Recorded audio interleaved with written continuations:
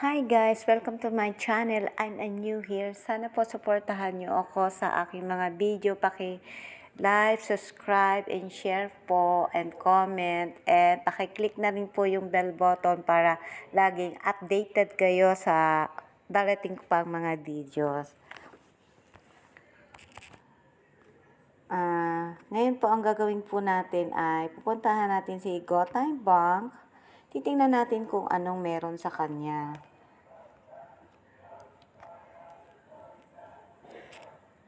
Naka-login na po pala ako dito. Ang nire-required niya pala ni GoTime Bank is PIN number. Ayaw niya ng fingerprint kasi baka daw po makalimutan natin yung pinaka-PIN ng natin.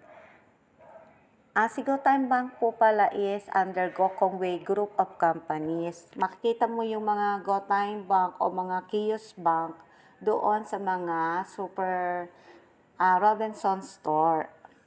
So, eto, kapag kinilik mo dito, eto yung account na dito mapupunta yung mga dineposit mo. So, yan dyan.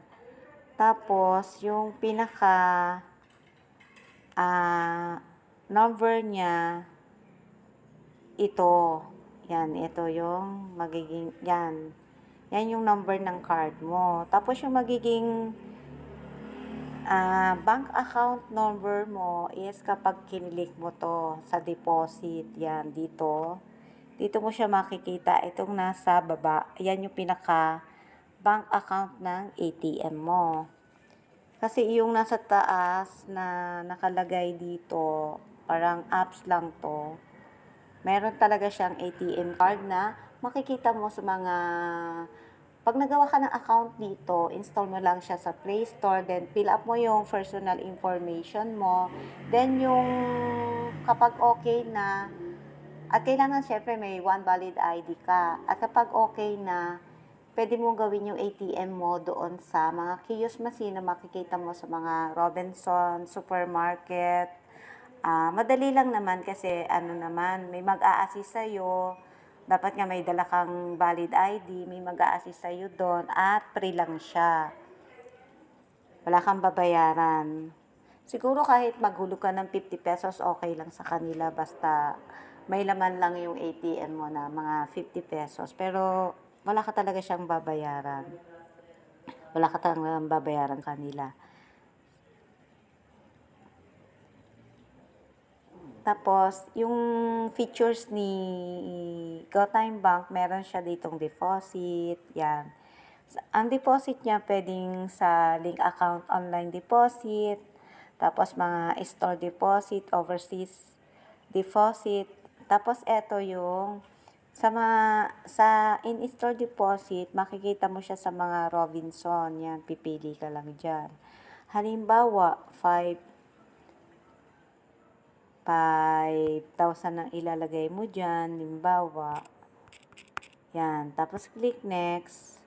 Tapos pipili ka kung saan ka magdi-deposit na lugar. Halimbawa sa Robinson Supermarket, halimbawa dyan, o kaya Robinson Department Store, yan. Kung alin yung may square dyan, yun yung pinili mong pagdi-depositan na lugar. Halimbawa, ito yung gagamitin ko. Ganyan. Then, click mo yung get cash in barcode. Yan. Kapag may ganyan na, naka-barcode ng ganyan, iscan lang yan. Then, mapapasok na sa'yo yung 5,000 na ipina-cash in mo. Okay, balik tayo doon sa una. Yun, ganun lang, mapapasayo na yung pera. Then, meron din sila ditong send transfer, pwede kay GCash, pwede to another bank, pwedeng GoTime Bank to another GoTime Bank account. Then, meron din sila ditong pay bills. Yan, ang pay bills nila. May mga government, internet, may mga loans, telephone. Yan yung mga nila, pay bills, tapos may buy load, yan, kompleto sila. O, may TM, Globe, Smart, TNT. So, yun, balik tayo. Tapos, ito, pag kinilik mo ito,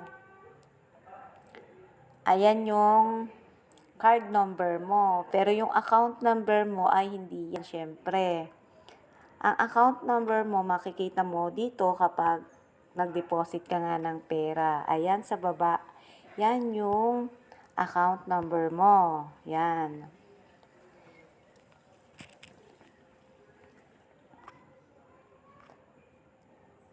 So, elf lang natin yan.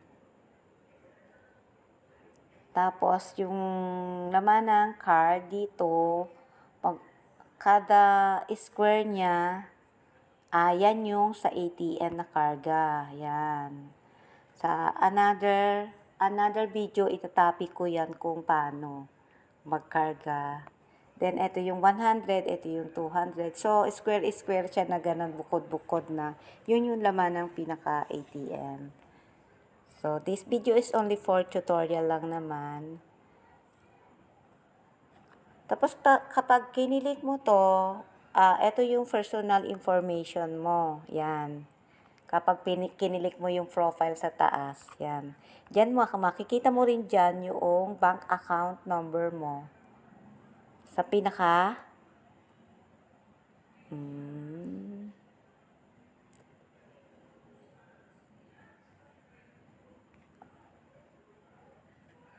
ayan, nasa account information, ito yung pinaka bank account number mo.